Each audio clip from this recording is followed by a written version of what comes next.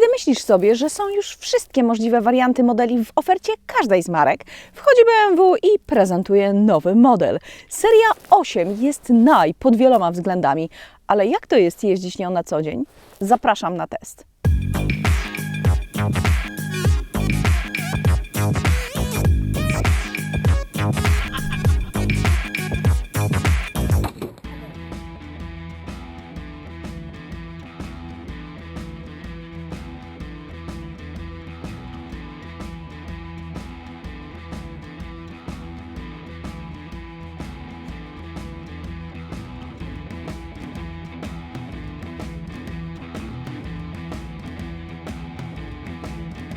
Dlaczego seria 8? Po pierwsze, dlatego, że to kolejna po cyfrze 7 wolna cyfra w aktualnym nazewnictwie BMW. Po drugie, dlatego, że jest to model luksusowy i sportowy zarazem, a inne modele z tą cyfrą w nazwie, jak BMW Z8 czy i8, właśnie takie są. No, to skoro już to objaśniłam, przejdźmy do rzeczy ważniejszych, czyli wnętrza. Pamiętacie, jak narzekałam, że w BMW serii 5 wcale nie ma aż tyle miejsca wewnątrz? Tutaj też nie jest szeroko jak w amerykańskim pick-upie, ale jak na sportowe coupé jest dobrze. Wszystko to kwestia modelu samochodu. Jeśli znasz wnętrze BMW, to będziesz się czuć jak w domu, chociaż to już nowe wnętrze i nowe wyświetlacze, tak jak w BMW X5.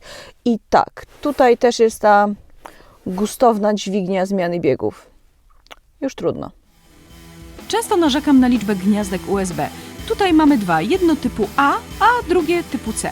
Do tego łączność Bluetooth i Wi-Fi oraz ładowanie indukcyjne. A gdzie ten olbrzymi kluczyk? Zamiast niego mam telefon. Nim otwieram samochód, nim też uruchamiam silnik. Wystarczy, że położę go na miejscu.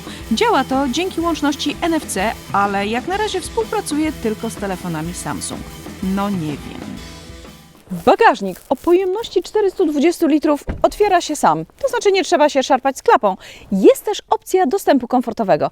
Niestety nie pokażę jej Wam, bo działa tylko z kluczykiem, a nie z telefonem.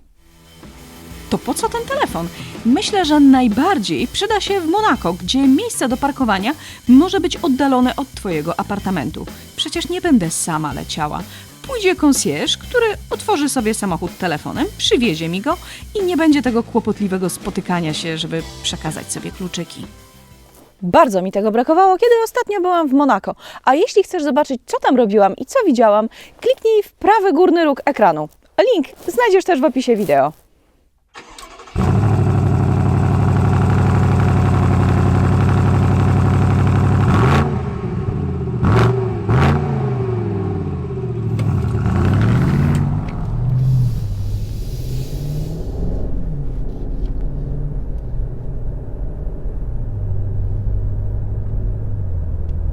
Zdaje się, że to w teście Porsche Panamery mówiłam, że czuję się, jakbym jechała na tygrysie.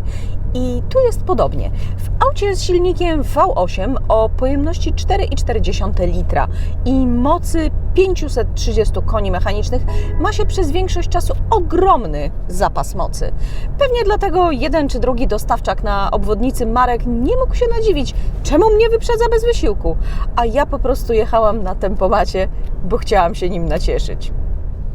Ale gdybym chciała, czy musiała przyspieszyć, kogoś dynamicznie wyprzedzić, ten samochód to potrafi. Wtedy warto przejść w tryb sportowy, albo nawet Sport Plus, bo samochód zareaguje wtedy zauważalnie szybciej niż w trybie Eco Pro.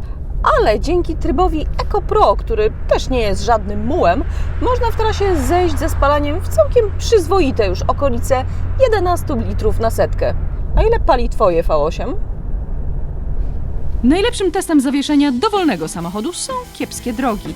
Nie muszę w tym celu oddalać się znacznie od domu. Kawałek dalej jest wieczny remont, asfalt rozjeżdżany przez wywrotki, a obok centrum handlowe z wyjątkowo nieprzyjemnymi spowalniaczami. Nie lubię ani zawieszenia miękkiego tak, że huśta jak łódka, ani tak twardego, że zgrzytają mi zęby. BMW serii 8 seryjnie wyposażona jest w adaptacyjne zawieszenie, które reaguje na jakość drogi. Dopóki nie wjedziesz w naprawdę dużą dziurę czy przejedziesz przez kolejne, nie zauważysz, że są jakieś nierówności. Jeśli jedziesz z włączonym adaptacyjnym tempomatem, to naprawdę możesz tych nierówności nie zauważyć, o ile nie zaczniesz samodzielnie hamować. Zrobiłam tym BMW trasę po Polsce i przez większość czasu samochód jechał zgodnie z zadanymi wytycznymi. Już o tym opowiadałam w BMW X5, ale powtórzę. Ustawia się prędkość, odległość od poprzedzającego samochodu i utrzymanie na pasie ruchu. Samochód sam podpowiada, jakie będzie kolejne ograniczenie prędkości i wystarczy jeden przycisk, żeby je ustawić. Nadal trzeba kontrolować drogę i trzymać ręce na kierownicy, ale adaptacyjny tempomat to zbawienie w dłuższych trasach, zwłaszcza tych, gdzie jest spory ruch.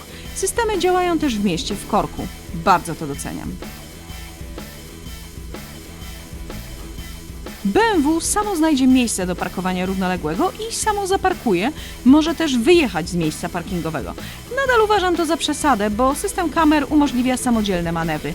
Nie wiem jak wy, ale ja nie staram się parkować na milimetry żadnym samochodem, bo co z tego, że ja umiem, jeżeli ktoś obok mnie otworzy drzwi trochę mocniej i rysa gotowa. Kiedy patrzę na BMW serii 8, moje upodobanie do markowych produktów walczy z chęcią unikania jednoznacznie logowanych rzeczy. Tutaj nie ma subtelności, linie są agresywne, oznaczenia doskonale widoczne, wewnątrz też jest na bogato. I myślę, że ten samochód właśnie taki ma być. Ostentacyjny. Jest też napakowany elektroniką, ale to elektronika, którą łatwo okiełznać. I jeździ jak zły.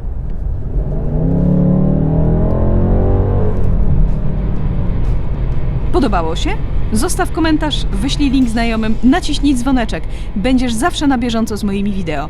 Kolejna premiera w czwartek o tej samej porze. Dzięki i do zobaczenia.